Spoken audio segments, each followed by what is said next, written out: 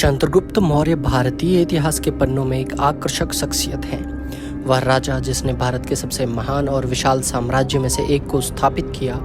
उन्होंने चाणक्य के कुशल मार्गदर्शन में महानंद साम्राज्य को उखाड़ फेंका और उपमहाद्वीप पर मौर्य आधिपत्य स्थापित किया। उनके अधीन साम्राज्य ने राजनैतिक और सांस्कृतिक रूप में तेजी से प्रगति की।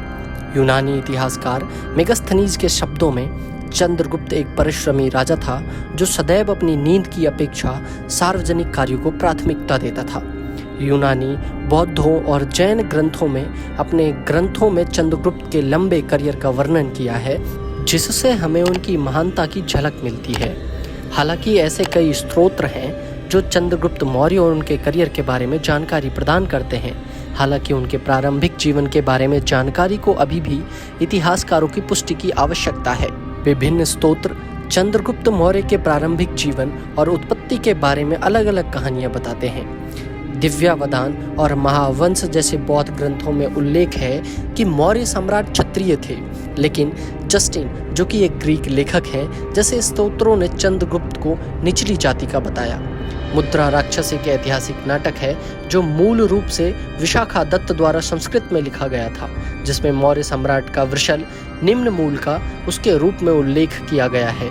इसके अलावा अन्य स्रोतों के अनुसार चंद्रगुप्त के पिता मौर्य वंश के थे, लेकिन उनके पिता के निधन के बाद उनकी मां युवा चंद्रगुप्त को पाटलिपुत्र ले गई। ये एक और कहानी जो पहले मौर्य सम्राट की उत्पत्ति पर प्रकाश डालती है, वह यह है कि वह नंदों के परिवार से ही थे। हालांकि मौर्यों के इस महान सम्राट की उत्पत्ति के बारे में कुछ भी निष्कर्ष निकालना अत्यधिक कठिन है। किंवदंतियों के अनुसार चाणक्य और चंद्रगुप्त के बीच पहली मुलाकात तब हुई जब चंद्रगुप्त अपने दोस्तों के बीच एक राजा की भूमिका निभा रहे थे। चाणक्य ने चंद्रगुप्त की युवा भावना को नेतृत्व कौशल देखा और छोटे बच्चे को उपमहाद्वीप का स्वामी बनाने का निर्णय लिया। चाणक्य चंद्रगुप्त को तक्षशिला ले गए और उन्हें विज्ञान तथा राजनीति सहित हर संभव क्षेत्र में शिक्षित किया। धनानंद प्रसिद्ध नंद वंश का अंतिम राजा था। उन्हें एक अहंकारी शासक के रूप में वर्णित किया गया है। उनके शासनकाल के दौरान मगध अथवा नंद साम्राज्य के क्षेत्र में भारी मात्रा में धन था। कुछ इतिहासकारों ने धनानंद के व्यक्तित्व का वर्णन एक क्रूर और अहंकारी राजा के रूप में किया है, जो कि किसानों से एक भारी कर लेता था। किंवदंतियों के अनुसार नंद सम्राट ने अपने दरबार में चाणक्य का अपमान किया और इसके कारण उन्होंने नंद सम्राट के अत्याचार को उखाड़ फेंकने की शपथ ली थी। इसके अलावा चाणक्य को यूनानियों की उपस्थिति के बारे में भी पता था। उन्होंने महसूस किया कि मैसेडोनियन सेना और अलेक्जेंडर के उदय के कारण राष्ट्र गंभीर खतरे में था। विदेशी आक्रमण द्वारा की गई लूटपाट ने महान चाणक्य को चिंतित कर दिया। उन्होंने भारत की राष्ट्रीय सीमाओं को सुरक्षित करने के लिए कोई समय बर्बाद नहीं किया। फिर उन्होंने युवा और उत्साही चंद्रगुप्त से मुलाकात की और चंद्रगुप्त के समर्थन में अपना मास्टर प्लान शुरू करने का फैसला किया। 8 वर्षों के शिक्षण और प्रशिक्षण के बाद चंद्रगुप्त ने मौर्य ध्वज के तहत उपमहाद्वीप को एकजुट करने का कार्य किया। प्रारंभ में उन्होंने देश के उत्तर पश्चिमी क्षेत्र से अपने सैनिकों की भर्ती की। बाद में उनकी सेना कई समुदायों जैसे यवन, शक, कंबोज, किरात आदि का संयोजन बन गई। जैन और बौद्ध स्तोत्रों में उल्लेखित किया गया कि चंद्रगुप्त ने परवर्तक के साथ गठबंधन किया था, जिसे हिमालय क्षेत्र का राजा माना जाता है। मैसेडोनियन लोगों के पीछे हटने के बाद उनके विजित क्षेत्रों को मूल आबादी के विद्रोह के ज्वार का सामना करना पड़ा। चंद्रगुप्त ने इस अवसर का लाभ उठाया और इसका उपयोग अपनी भव्य योजना के लिए किया। यूनानी लेखक जस्टिन के अनुसार 325 से 323 ईसा पूर्व के बीच की अवधि में या संभवतः 323 ईसा पूर्व में सिकंदर की मृत्यु के बाद सेंड्रोक्टस ने एक के बाद एक यूनानी राज्यपालों को हराया। ये अभियान संभवतः 317 ईसा पूर्व तक चले होंगे। इसके अलावा यह भी माना जाता है कि चंद्रगुप्त के ये अभियान सिंधु घाटी के क्षेत्र में 323 ईसा पूर्व के शुरू में हुए होंगे। युवा राजा ने विदेशी जुए को खत्म करने के बाद पंजाब और सिंध पर अपना आधिपत्य स्थापित किया। जस्टिन ने उल्लेख किया कि मैसेडोनियन की बस्तियों को मौर्य राजा ने दबा दिया था। यूनानियों ने उत्तर पश्चिमी सीमा सुरक्षित करने के बाद चंद्रगुप्त ने नंद साम्राज्य की ओर प्रस्थान किया।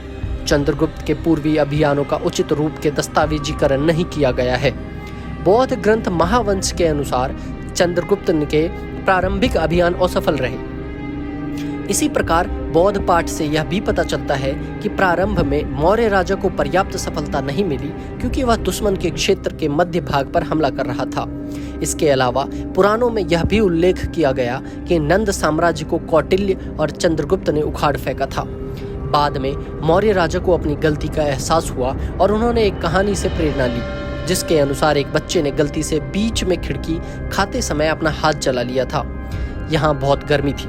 बाद में उनकी मां ने उन्हें डांटा और सुझाव दिया कि उन्हें पाई को बीच से खाने के बजाय किनारे से खाना शुरू करना चाहिए था। चंद्रगुप्त ने इस कहानी से प्रेरणा ली और अपनी गलती का एहसास होने के बाद और चाणक्य के उचित मार्गदर्शन में उन्होंने नंदों के साम्राज्य पर विजय प्राप्त की और उनके अंतिम राजा धनानंद को हराया। यह स्पष्ट नहीं है कि धनानंद को क्या हुआ। कुछ इतिहासकारों का मानना है कि वह युद्ध में मारा गया, जबकि अन्य इतिहासकारों का तर्क है वह भाग खड़ा हुआ था। 305 ईसा पूर्व में चंद्रगुप्त ने यूनानी राजा सेलुकस निकेटर के साथ युद्ध किया। सिकंदर के काल में यूनानी राजा यूनानियों का सेनापति था। सेलुकस सिकंदर के साम्राज्य के पूर्वी भाग के क्षेत्र पर शासन कर रहा था। ऐसा माना जाता है कि इस संघर्ष में यूनानी राजा को हार का सामना करना पड़ा और उसे 500 हाथियों के बदले हेरात, काबुल, बलूचिस्तान, कंधार के क्षेत्र छोड़ने के लिए मजबूर होना पड़ा। इस महाकाव्यात्मक संघर्ष का विवरण उपलब्ध है, लेकिन यह निश्चित है कि इस संघर्ष में भारतीय राजा का पलड़ा भारी था। इसके अलावा सेलुकस ने मेगास्थनीज नामक एक राजदूत भी भेजा, जिसने इंडिका नामक प्रसिद्ध पुस्तक लिखी।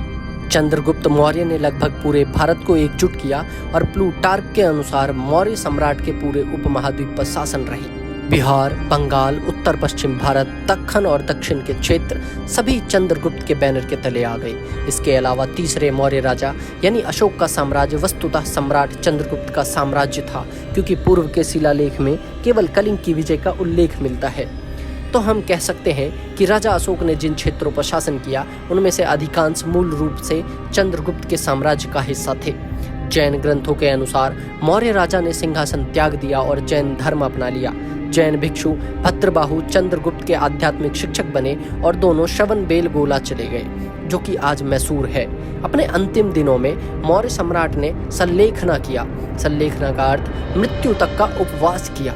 चंद्रगुप्त मौर्य एक प्रेरणादायक व्यक्ति हैं, जिन्होंने चाणक्य के कुशल मार्गदर्शन में पूरे उपमहाद्वीप को एकजुट किया। इन राजा ने यूनानियों को हराया और काबुल और हेरात के क्षेत्र पर कब्जा कर लिया, जिसे जीतने में अंग्रेज भी असफल रहे। उनके अदम्य साहस और भावना के माध्यम से भारतीय उपमहाद्वीप ने अपना पहला स्वर्ण युग देखा था। दोस्तों, आपको यह वीडियो कैसी लगी? इसमें दी गई जानकारी के बारे में आप कमेंट करके जरूर बताएं। मिलते हैं अगली गाथा में, तब तक के लिए चैनल के सब्सक्राइब बटन को दबाकर हमसे जुड़ जाएं।